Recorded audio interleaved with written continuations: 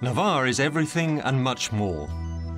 Practically half of the territory has some kind of natural classification.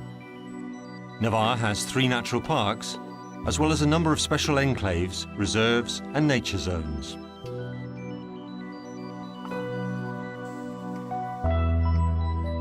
Another thing worth visiting are the nature interpretation centres and bird observatories, where you can get to know the variety and wealth of the fauna and flora of the region. Indeed, Navarra is a European benchmark in the conservation of the environment.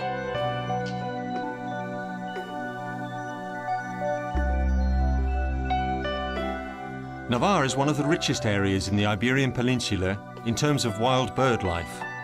Almost 300 species have been counted, and bird watchers can enjoy them in places such as the lakes at Pitillas or Las Cañas.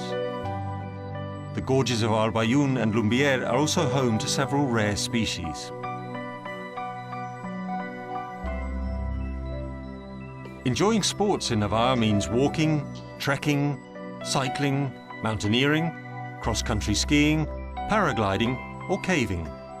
Water-based activities such as canoeing, fishing or sailing are also easily available. Every year, thousands of students from all over the world choose to come to Navarra because it offers a wide range of cultural and educational resources.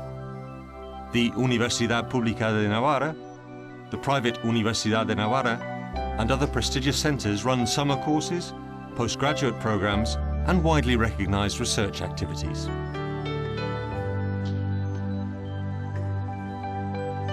Travelling to Navarra is an ideal opportunity to get to know the culture of wine and gastronomy in depth.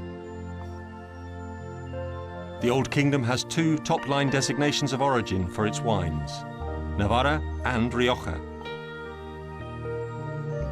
And wineries of the region organise a number of visits that combine wine tasting sessions with historic routes.